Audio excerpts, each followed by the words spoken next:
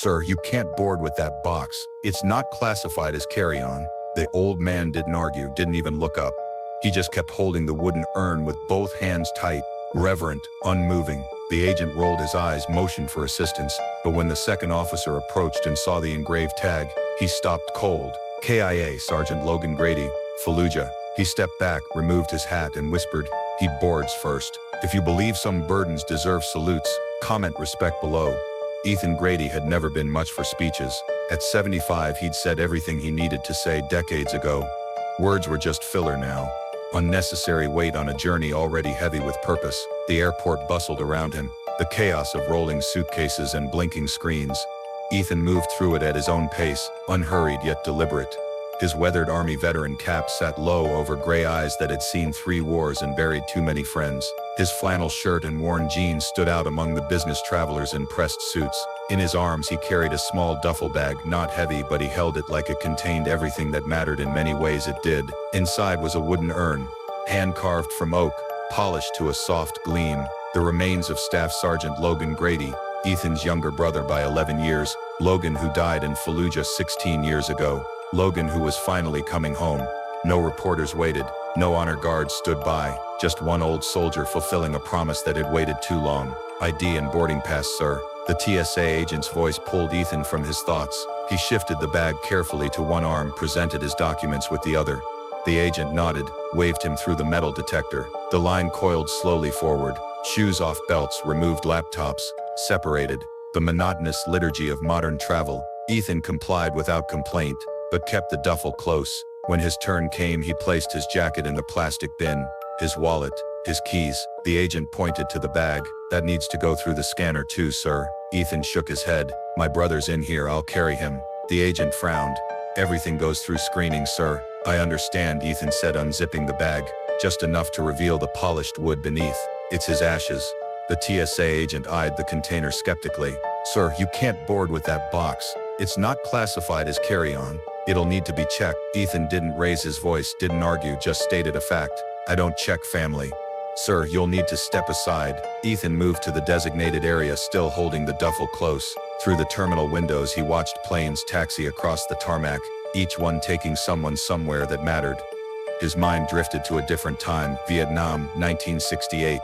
2 brothers sitting on ammo crates outside Da Nang sharing cigarettes as monsoon rain hammered the tin roof. "Hey Harry," Logan had said, using the nickname only he was allowed. "If anything ever happens, you bring me home. You hear? Don't leave me in some foreign dirt." Ethan had nodded, not knowing then how heavy that promise would become. "I got you, little brother, but nothing's gonna happen." Now 5 decades and thousands of miles later, Ethan stood in an airport holding all that remained of that promise. The irony wasn't lost on him. Logan had died in a war. Ethan was too old to fight, protecting men he would never meet. But a promise was a promise, and Ethan Grady had never broken one yet.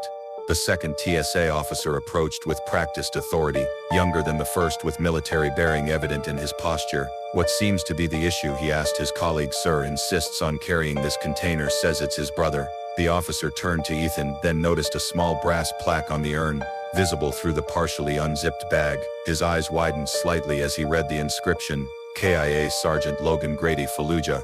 "Sergeant Rowe?" he asked quietly. "From the 1st Battalion." Ethan nodded once, surprised briefly crossing his weathered features. The officer turned to his colleague. "I've got this."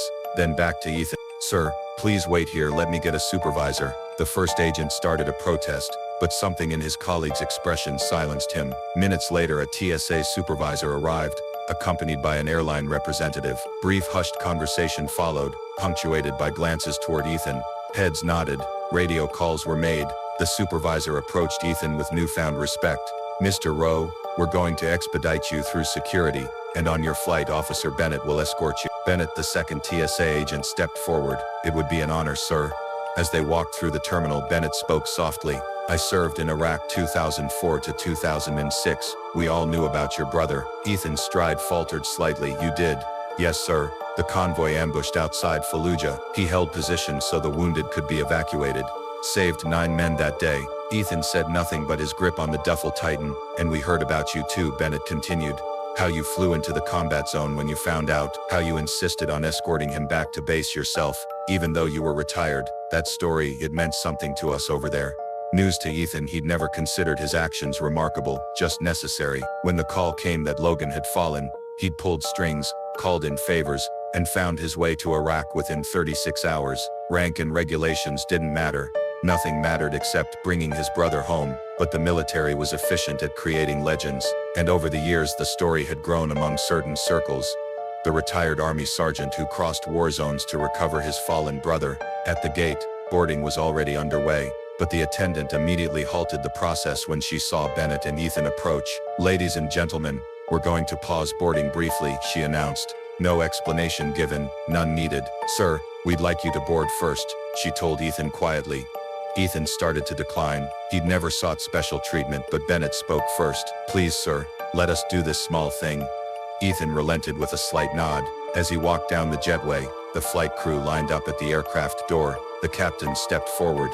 "Mr. Rowe, I served with your brother briefly. Different unit, same hell. It's an honor to fly you both home today."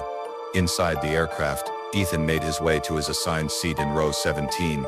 A Navy officer in dress blues stood as Ethan approached. "Sir, please take my seat. First row." He gestured toward the front of the plane. "That's kind, but not necessary," Ethan replied. "Please, I insist." Ethan considered, then accepted with a nod of thanks. As he settled into the seat, cradling the duffel on his lap, a strange quiet rippled through the cabin. No announcement had been made, no explanation offered, yet somehow understanding spread passenger by passenger. A businessman removed his headphones. A mother whispered to her questioning child. A flight attendant discreetly wiped her eyes as she continued preparations. The captain's voice came over the intercom, steady and formal. "Ladies and gentlemen, today we have the privilege of helping bring a fallen hero home. We'll be departing momentarily, and I ask for your patience as we ensure Staff Sergeant Logan Grady and his brother, Ethan, receive the respect they deserve." Ethan hadn't expected this, hadn't wanted attention, but as the plane pushed back from the gate, he felt something unexpected: gratitude, not for himself, but for Logan.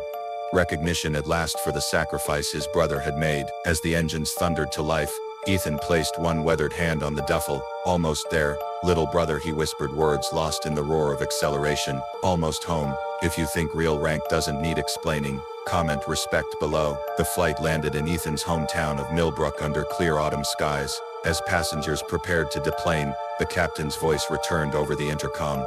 "Ladies and gentlemen, we ask that you remain seated while Mr. Rowe departs. Thank you for your understanding." Ethan hadn't expected this, hadn't asked for it, but he recognized the gesture for what it was. Not special treatment, but acknowledgement of the burden he carried.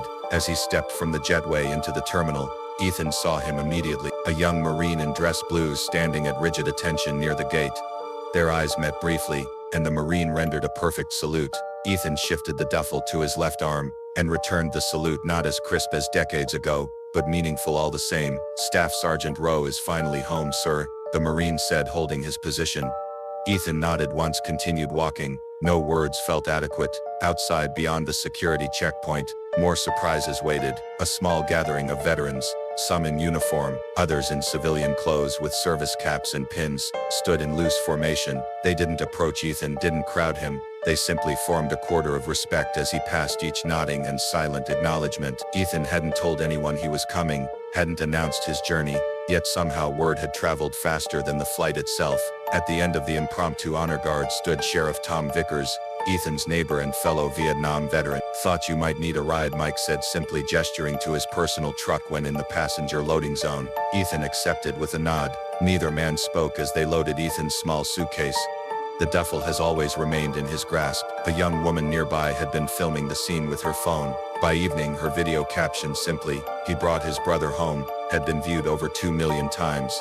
Comments accumulated by the thousands. "This broke me. My brother never made it home from Afghanistan. Thank you for showing what loyalty looks like. I served with men who would have done this. True brotherhood never ends. This is what we mean by no man left behind." Even after decades, the Millbrook Gazette reached out the next morning seeking an interview. Ethan declined politely but firmly. Instead, he mailed them a single photograph, 2 young soldiers in Vietnam, arms around each other's shoulders, identical grins despite the mud and fatigue evident on their faces. On the back, Ethan had written, "He kept me alive.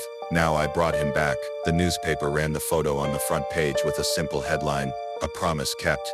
Larger outlets picked up the story. Veterans across the country began posting their own photos with brothers in arms, using the hashtag, "Had to carry him home." Military units shared the story during morning formations. A senator mentioned it during a speech on Veterans Affairs. In Woodhaven High School, 20 miles from Millbrook, the principal played the viral video during morning announcements. The next day, the student council voted unanimously to rename their football field Roe Memorial Field, in honor of Logan. Through it all, Ethan maintained his silence. He didn't give interviews, didn't attend ceremonies, didn't acknowledge his sudden visibility, but Millbrook changed around him. When he walked into Myers Hardware, conversations paused briefly, respectfully.